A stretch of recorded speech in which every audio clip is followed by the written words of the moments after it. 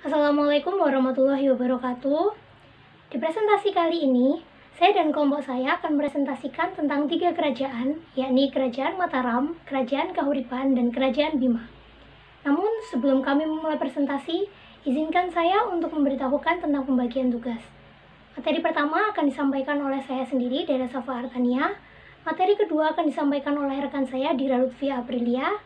Materi ketiga akan disampaikan oleh Arya Gunawiratara. Dan materi terakhir akan disampaikan oleh Amira Rashida. Yang pertama, Kerajaan Mataram. Apa yang membuat Kerajaan Mataram ditulis dalam sejarah? Banyaknya kemajuan yang dicapai oleh Kerajaan Mataram meliputi kemajuan di bidang politik, bidang ekonomi, serta bidang sosial dan budaya. Yang pertama, di bidang politik. Kemajuan politik yang dicapai Sultan Agung adalah menyatukan kerajaan-kerajaan Islam di Jawa dan menyerang Belanda di Batavia. Kedua, bidang ekonomi. Sebagai negara agraris, Mataram mampu meningkatkan produksi beras dengan memanfaatkan berbagai sungai di Jawa sebagai sumber irigasi. Mataram juga mengadakan perpindahan penduduk atau transmigrasi dari daerah kering ke daerah yang lebih subur dengan irigasi yang baik. Yang ketiga, bidang sosial dan budaya. Timbulnya budaya kejawen, perhitungan tarik Jawa, dan berkembangnya kesusastraan Jawa. Selanjutnya, sejarah singkat Kerajaan Mataram. Dimulai ketika Kesultanan Hadiwijaya berkuasa di Pajang. Ki Ageng Panahan dilantik menjadi bupati di Mataram. Hal ini merupakan imbalan atas keberhasilannya membantu menumpas Arya Penangsang. Selain itu, putranya yaitu Sutawijaya diangkat oleh Sultan Hadiwijaya sebagai anaknya. Pada tahun 1575, Ki Ageng Pemanahan wafat. Kemudian Sutawijaya diangkat menjadi bupati di Mataram. Namun, Sutawijaya tidak puas dengan jabatannya yang hanya sebagai seorang bupati. Dia menginginkan kedudukan menjadi seorang raja agar dia dapat berkuasa di daerah Jawa. Sehingga Sutawijaya memperkuat sistem pertahanan Mataram. Hal ini diketahui oleh Hadiwijaya, sehingga ia mengirim pasukan untuk menyerang Mataram. Peperangan sengit terjadi pada tahun 1582, di mana prajurit Padang menderita kekalahan. Di samping itu, keadaan Sultan Hadiwijaya dalam keadaan sakit dan kemudian wafat. Kemudian terjadilah perebutan kekuasaan di antara para bangsawan Pajang. Pangeran Pangiri yang merupakan menantu Hadiwijaya sekaligus Bupati Demak datang menyerbu Pajang untuk merebut tahta. Namun, hal ini ditentang oleh para bangsawan yang bekerja sama dengan Sutawijaya. Akhirnya, Pangeran Pangiri dikalahkan dan diusir dari Pajang. Setelah kondisi mulai aman, Pangeran Benawa, putra Hadiwijaya, menyerahkan tahtanya kepada Sutawijaya. Kemudian, pusat pemerintahan dipindahkan ke Mataram pada tahun 1586 dan berdirilah Kerajaan Mataram. Di sini saya akan menjelaskan tentang peristiwa penting dari Kerajaan Mataram. Yang pertama itu pada tahun 1558, Ki Ajeng Pemanahan dihadiahi wilayah Mataram oleh Sultan Pajang Adiwijaya atas jasanya mengalahkan Arya Penangsang. Selanjutnya adalah pada tahun 1577, Ki Ageng Pemanahan membangun istananya di Pasar Gede dan Kota Gede. Pada tahun 1587, pasukan Kesultanan Pajang akan menyerbu Mataram. Pada tahun 1587, pasukan Kesultanan Pajang yang akan menyerbu Mataram, porak-poranda diterjang badai letusan Gunung Merapi. Sutawijaya dan pasukannya selamat. Pada tahun 1588, Mataram menjadi kerajaan dengan Sutawijaya sebagai sultan, bergelar Senapati Ingalaga Safidin Pantagama, yang artinya adalah panglima perang dan ulama pengatur kehidupan beragama. Pada tahun 1645 hingga 1677, pertentangan dan perpecahan dalam keluarga Kerajaan Mataram yang dimanfaatkan oleh VOC. Pada tahun 1680, Susuhunan Amangkurat II memindahkan ibu kota ke Kertasura. Pada tahun 1704, dengan bantuan VOC, Pangeran Puger ditahtakan sebagai Susuhunan Pakubuwono I. Awal perang tahta pertama pada tahun 1704 hingga 1708.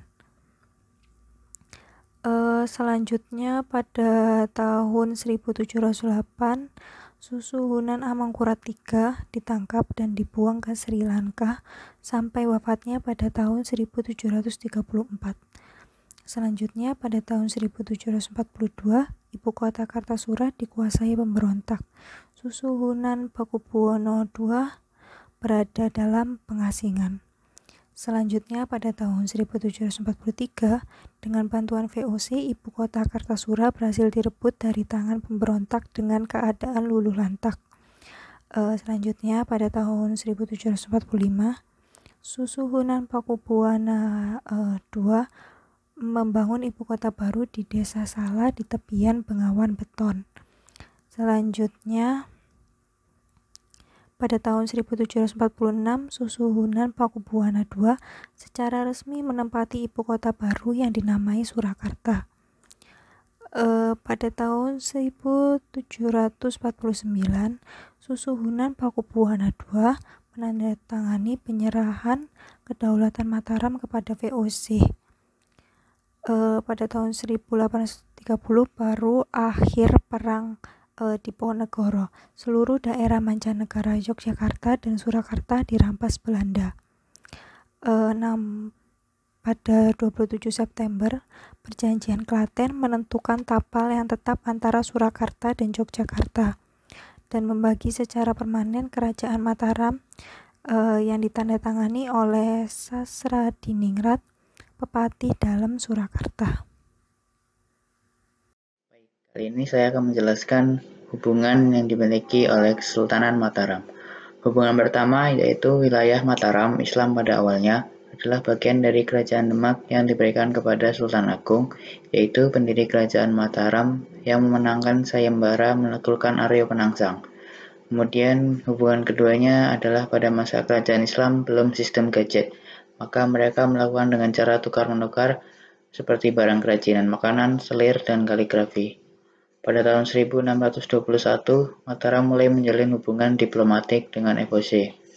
Akan tetapi FOC ternyata menolak membantu saat Mataram menyerang Surabaya, akibatnya hubungan diplomatik kedua pihak pun putus. Lalu pada 1646, Mataram kembali menjalin hubungan dengan FOC. Setelah itu saya akan menjelaskan penyebab jatuhnya Kesultanan Mataram. Yang pertama, masuknya kolonial Belanda ke Nusantara yang berusaha untuk melemahkan kekuasaan Kesultanan Mataram. 2. Perselisihan antara pewaris tahta Mataram. 3. Dipecahnya Mataram menjadi kedua kerajaan berdasarkan Perjanjian Giyanti. 4. Perpecahan yang terjadi di dalam Kesultanan Mataram. Perkenalkan, nama saya Amira. Di sini saya akan menjelaskan silsilah Kesultanan Mataram Islam. Raja pertama yaitu Ki Ageng Pamanahan, yaitu raja pertama sekaligus pendiri dari Mataram Islam. Kemudian yang kedua yaitu Panembahan Senopati yang merupakan putra dari Ki Ageng Pamanahan. Kemudian yang ketiga yaitu Raden Mas Jolang. Yang keempat yaitu Raden Mas Rangsang. Kemudian yang kelima yaitu Amangkurat I atau biasa dikenal dengan Sultan Amangkurat. Kemudian yang keenam yaitu Amangkurat II atau biasa dikenal dengan Raden Mas Rahmat. Bukti sejarah terdapat adanya Mataram Islam yaitu yang pertama Masjid Agung Negara yang dibangun pada tahun 1763 sampai 1768 yang memiliki tema nuansa warna biru. Kemudian yang kedua yaitu Pasar Kota Gede yang dibangun pada masa pemerintahan Panembahan yang dimana pasar tersebut masih aktif sampai sekarang. Kemudian yang ketiga yaitu Masjid Jami Pangkuncen yang dibangun pada masa Raja Amangkurat yang pertama. Sekian dari presentasi kelompok kami. Wassalamualaikum warahmatullahi wabarakatuh. Yang kedua yaitu Kerajaan Kahuripan. Mengapa Kerajaan Kahuripan ditulis dalam sejarah? Karena Kerajaan Kahuripan dipimpin oleh seorang raja yang dikenal akan kebijaksanaannya dalam memimpin kerajaan. Sehingga raja tersebut disamakan dengan Dewa Wisnu yang senantiasa memberi kemakmuran pada umatnya. Raja tersebut dikenal dengan nama Raja Airlangga yang kemudian dibuat sebagai arca, yaitu Arca Airlangga. Selanjutnya, yakni sejarah singkat Kerajaan Kahuripan. Menurut Prasasti Pujangan, pada tahun 1006, Raja Airlangga menikahi putri pamannya Dharmawangsa Teguh di Watan, yakni ibu kota Kerajaan Medang. Tiba-tiba, kota Watan diserang oleh Raja Wurawari dari Luaram yang dipercaya adalah sekutu dari Kerajaan Sriwijaya. Dalam serangan itu, Dharmawangsa Teguh terbunuh, sementara Airlangga melarikan diri di hutan gunung bersama asistennya yang bernama Empu Narotama. Saat itu dia berusia 16 tahun dan memilih sebagai seorang petapa. Salah satu bukti dari permohonan Airlangga saat dalam pelarian ditemukan di Sendang Made, Kudu, Jombang, Jawa Timur. Nama kerajaan yang didirikan oleh Airlangga umumnya dikenal sebagai kerajaan yang tak terlihat. Bahkan, Invincible adalah salah satu nama dari ibu kota kerajaan yang pernah dipimpin oleh Airlangga. Setelah 3 tahun di hutan, Airlangga didekati oleh utusan yang memintanya untuk membangun kembali kerajaan Medang. Ketika kota Watan dihancurkan, Airlangga membangun ibu kota baru, Watan Mas, dekat Gunung Penanggungan. Nama kota ini dicatat dalam Prasasti Cane 1021. Di sini saya akan menjelaskan tentang peristiwa penting dari Kerajaan Kahuripan. Salah satu peristiwa penting adalah pertempuran antara bala tentara Raja Airlangga yang berhasil dikalahkan oleh Dyah Tulodhong. Pertemuan tersebut terjadi lantaran Dyah Tulodhong berusaha membendung ekspansi Airlangga yang waktu itu sudah menguasai wilayah di sekitar kerajaannya. Bahkan di beberapa riwayat diceritakan pasukan khusus yang dibawa Dyah Tulodhong merupakan prajurit-prajurit wanita pilihan.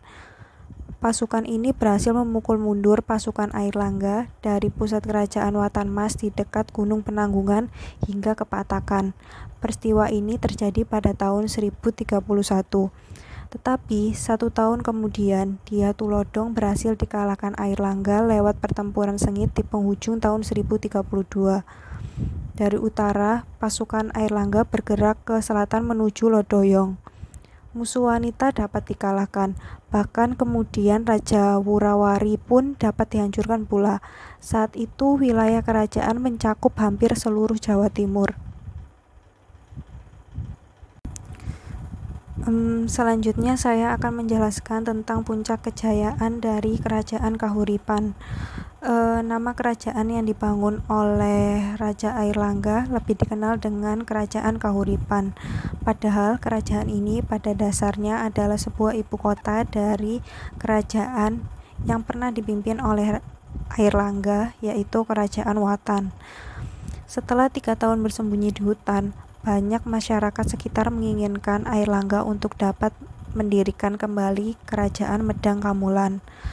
Akhirnya dengan permintaan masyarakat, Airlangga mendirikan kerajaan baru bernama Kerajaan Watan Mas yang bisa dilihat di Prasasti Cane.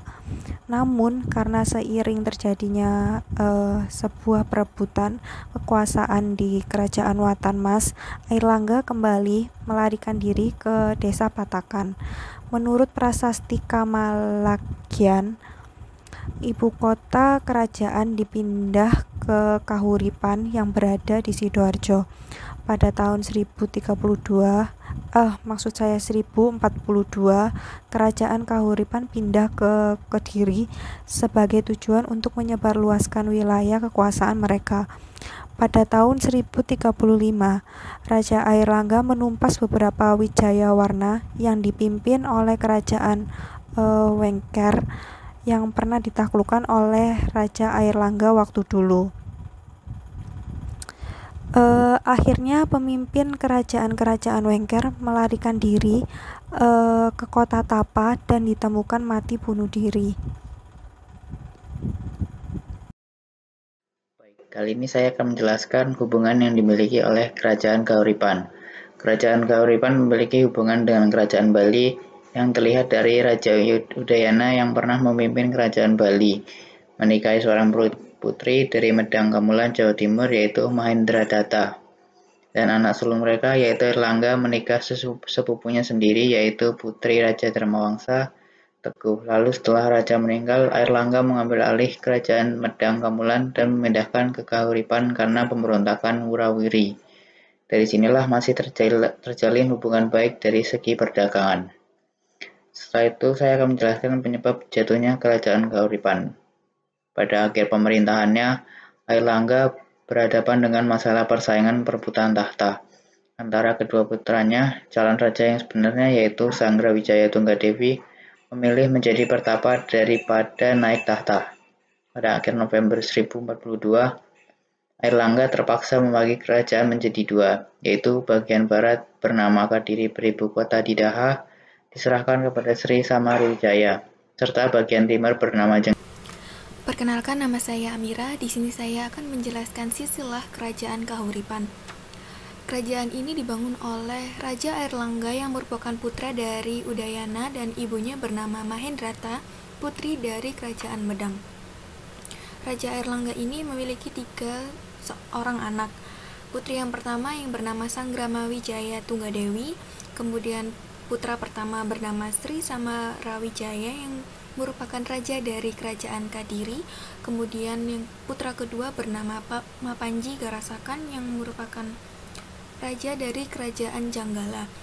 Bukti terdapat adanya kerajaan Kahuripan ini yaitu terdapat adanya Candi Belahan.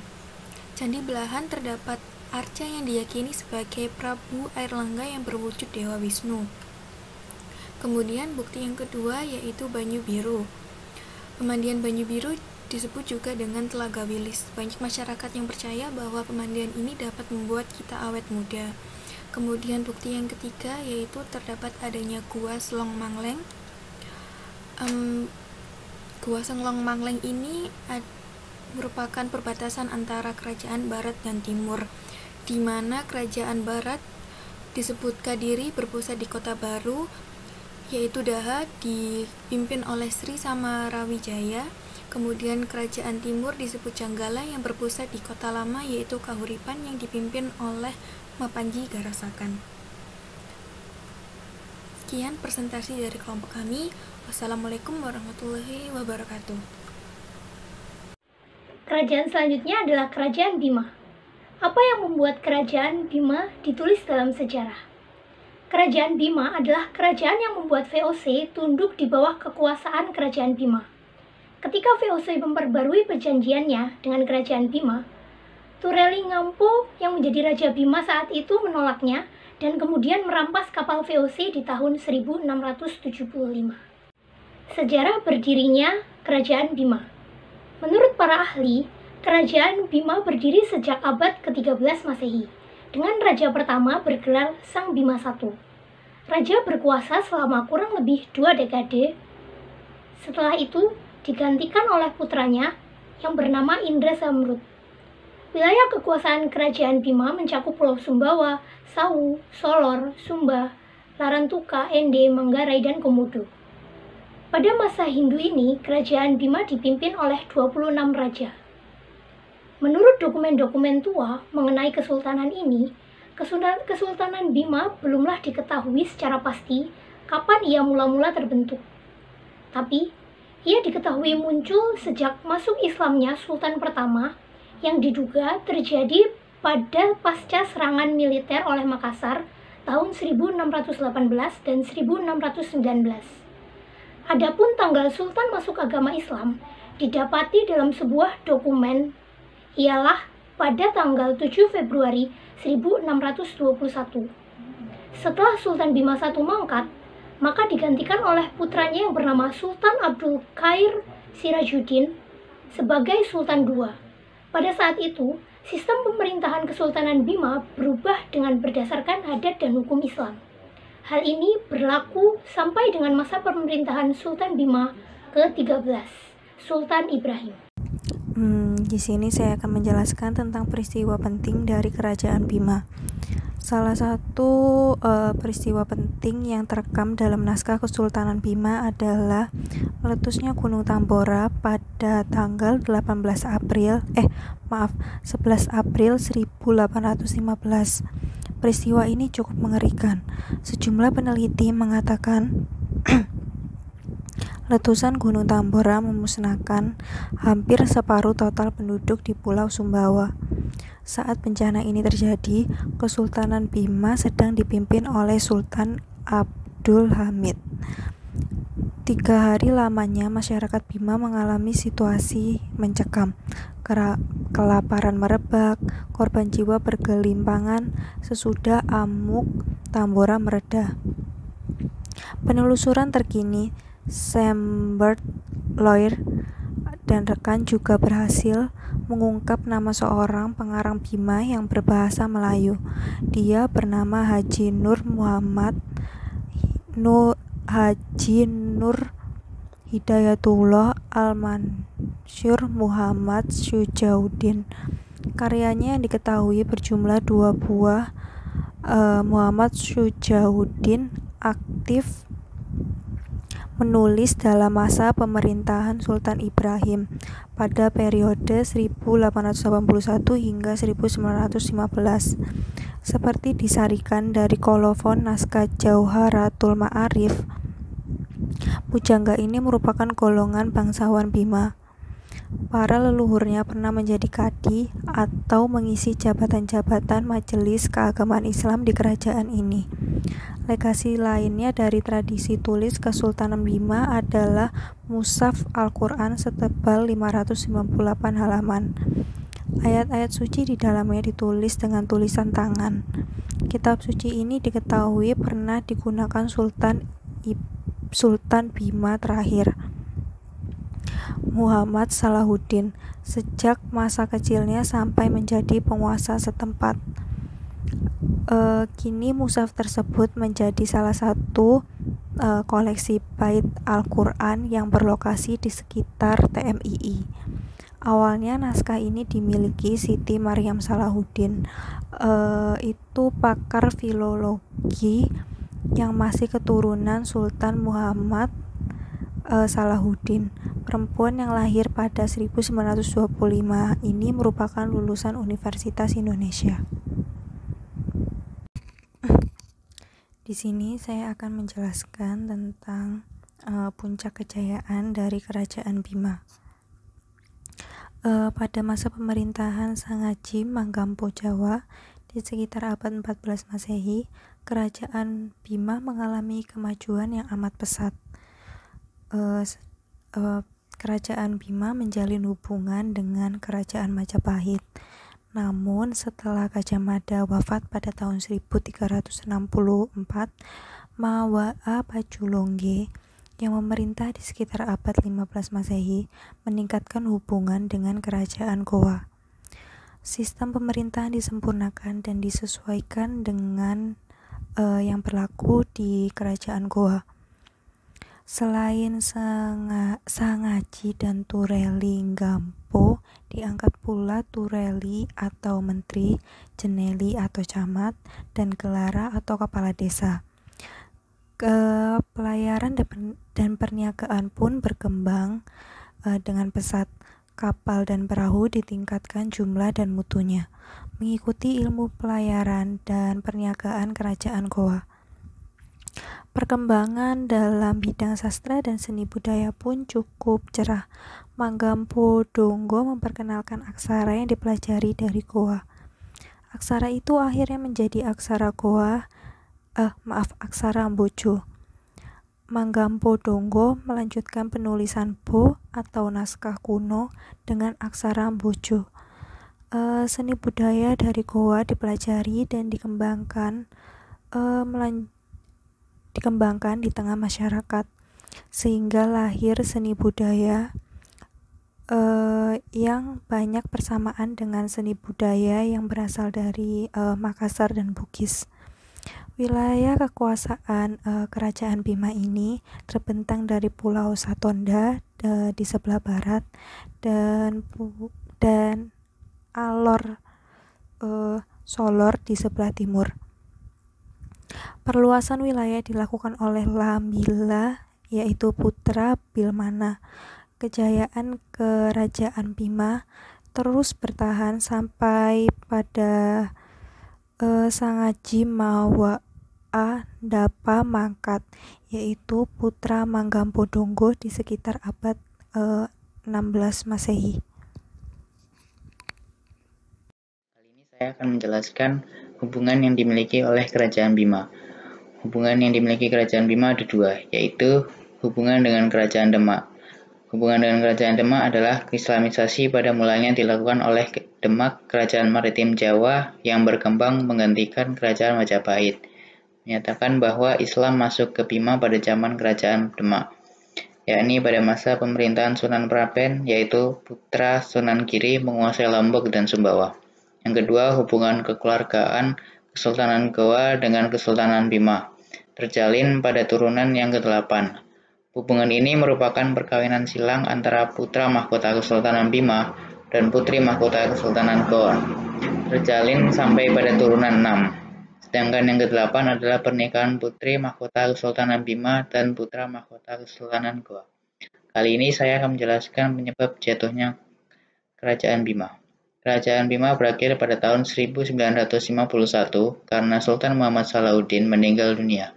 Di samping itu, sebelumnya Bima telah mengakui kedaulatan Republik Indonesia dan menjadi bagiannya. Kini Bima menjadi wilayah kabupaten berada dalam Provinsi Nusa Tenggara Barat. Perkenalkan, nama saya Amira. Di sini saya akan menjelaskan silsilah dari Kerajaan Bima. Raja yang pertama yaitu Sultan Abdul Qahir, kemudian yang kedua Sultan Abdul Khair Sirajuddin, kemudian yang ketiga Sultan Nuruddin, kemudian yang keempat Sultan Jamaluddin, kemudian yang kelima Sultan Hasanuddin, yang keenam Sultan Alauddin Shah, kemudian Sultan Abdul Qadim, yang kedelapan Sultan Kumalasya, kemudian yang kesembilan Sultan Abdul Hamid, kemudian yang ke-10 Sultan Ismail, kemudian yang ke-11 Sultan Abdullah, kemudian yang ke-12 Sultan Abdul Aziz, yang ke-13 Sultan Ibrahim, kemudian Sultan Muhammad Salahuddin, dan yang terakhir yaitu Sultan Abdul Qahir. Ini adalah transisi ketika Kesultanan Bima menjadi wilayah NKRI. Kemudian bukti sejarah terdapat adanya Kerajaan Bima yaitu adanya Masjid Sultan Muhammad Salahuddin. Kemudian yang kedua yaitu Asimbojo Museum yang dulunya merupakan kerajaan dari Sultan Bima. Kemudian yang terakhir yaitu Dana Taraha Bojo yang merupakan makam dari seluruh raja dari Kerajaan Bima. Sekian presentasi dari kelompok kami. Wassalamualaikum warahmatullahi wabarakatuh.